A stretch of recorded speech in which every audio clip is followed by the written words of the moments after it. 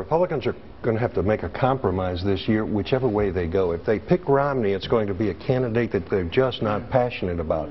But if they pick any other candidate that's left, they're going to pick a candidate that they really think is not quite ready to be president. I think you're right. So can one of these candidates mature, or can Romney catch fire? Either way, somebody's going to have to settle here. To not know that Red China, as we used to call it, has nuclear weapons and has had them since the 60s is really a problem. It means you haven't read the newspapers for half a century. It's really dramatic. I mean, how could you pass over that fact?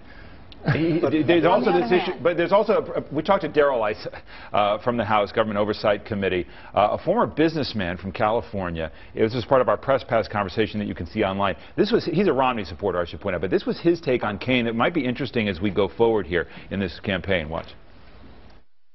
I've always thought, as a businessman turned politician, that Herman Cain has the same problem I had in my first race back in '98. To go directly from being a businessman without substantial time in the government arena, both the vetting and the knowledge of it, is really hard. It's virtually impossible. And that going directly to president seems to be a bridge too far.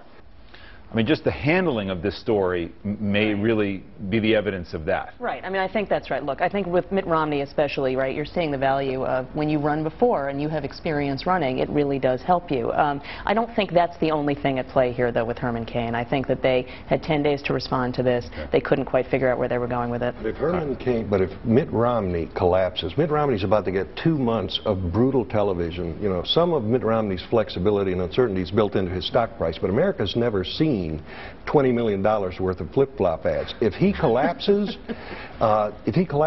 any of these Republican candidates could end up as the nominee, because then you're going to be picking from a basket of fruit in which none of them are really right, and anybody could win.